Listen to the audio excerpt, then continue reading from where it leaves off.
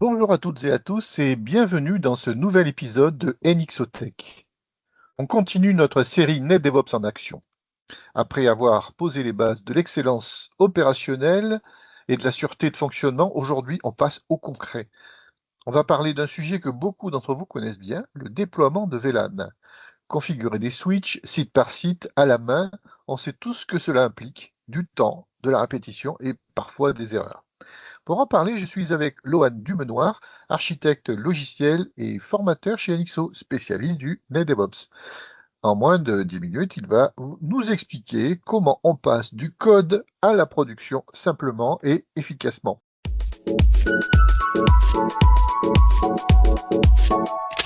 Bonjour Lohan. Bonjour Christophe, bonjour à tous.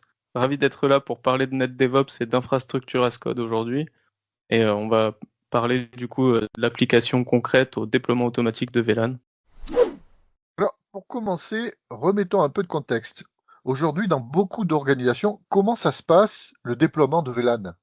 Alors c'est une bonne question. Aujourd'hui, dans beaucoup d'entreprises, c'est encore très manuel. Une étude Gartner montrait récemment que seuls environ 30% des organisations ont automatisé plus de la moitié de leurs opérations réseau. Alors concrètement, cela signifie qu'il reste encore beaucoup d'ingénieurs qui se connectent équipement par équipement, tapent des commandes sur des terminaux en noir et blanc et vérifient les configurations une par une. Dès qu'on a plusieurs sites, cela devient vite chronophage et surtout très risqué. Le fameux risque d'erreur humaine. Exactement, on dit souvent que l'erreur se situe entre la chaise et le clavier, et c'est justement là que l'infrastructure as code entre en jeu. L'idée est assez simple, au lieu de configurer le réseau à la main, on décrit l'état cible du réseau sous forme de code. Quand tu dis code, concrètement, ça ressemble à quoi? Alors ça peut faire un petit peu peur lorsque l'on parle de code, mais ce sont généralement des fichiers très lisibles en YAML ou en JSON, donc qui sont des formats clés-valeurs, où l'on décrit par exemple le nom d'un VLAN, son numéro et tous ses autres paramètres. Ces fichiers deviennent donc la référence, ils sont stockés dans Git, versionnés, testés, puis utilisés pour déployer automatiquement la configuration. Rappelle-moi ce que c'est Git déjà. Alors oui, Git, c'est un outil de versionning utilisé plutôt par les développeurs. Plutôt que de stocker deux versions d'un même fichier, on va venir stocker une première version et ensuite on va stocker les modifications que l'on réalise entre la première et la deuxième version. D'accord. Donc c'est voilà. Mais ça c'est plutôt la partie déploiement automatisé qui est au prochain épisode. Donc on traite le réseau comme du code applicatif en quelque sorte. C'est exactement ça. On applique les mêmes bonnes pratiques, donc le versionning, la revue de code, la traçabilité des changements et la possibilité de revenir en arrière si besoin. Et en termes de fiabilité, qu'est-ce que ça change? Alors en termes de fiabilité, ça change énormément de choses. Au lieu de répéter une configuration manuelle sur des dizaines de sites, on définit un modèle une seule et unique fois, on le teste et on le déploie partout de manière identique. Le résultat, beaucoup moins d'erreurs. C'est là qu'intervient le fameux NRFU. Tu nous rappelleras ce que c'est d'ailleurs.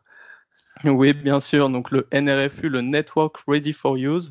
Avant toute mise en production, on va réaliser une série de tests automatiques qui vont vérifier que les VLAN sont bien déployés, que les flux fonctionnent et que toute la configuration est conforme. Si un seul de ces tests échoue, le déploiement s'arrête automatiquement et on revient à l'état précédent. C'est un vrai filet de sécurité finalement. Oui, c'est ça, tout à fait. Donc on passe d'une logique d'espoir à une logique de maîtrise, ce qui améliore directement la sûreté de fonctionnement.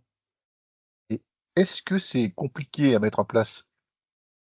Alors non, il y a un investissement initial bien sûr, mais le retour sur investissement est rapide. Dès les premiers déploiements, on gagne énormément de temps. Et côté compétences, est-ce que les ingénieurs réseau doivent devenir développeurs? Alors contrairement à ce que l'on pourrait penser, pas du tout. Quelques bases suffisent. Il suffit de comprendre Git, de manipuler des fichiers de configuration, donc YAML et JSON, comme dit précédemment. Et au contraire, cela va valoriser leur expertise et leur permettre de se concentrer sur des tâches à plus forte valeur ajoutée. Tu as quelques chiffres concrets à partager? Oui, donc sur nos projets, on observe souvent une réduction de 70 à 80% du temps de déploiement, mais surtout une baisse très nette des erreurs et des incidents grâce au NRFU. Et la documentation dans tout ça? Alors le code devient la documentation, vu que les fichiers sous format YAML et JSON décrivent très bien et sont très lisibles.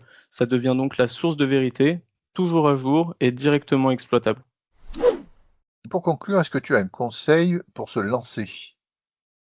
Alors un conseil, je dirais de commencer petit, choisir un cas simple, tester, apprendre, pratiquer et étendre progressivement.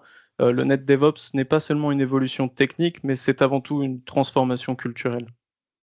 Eh bien, merci beaucoup Lohan pour cet éclairage très concret.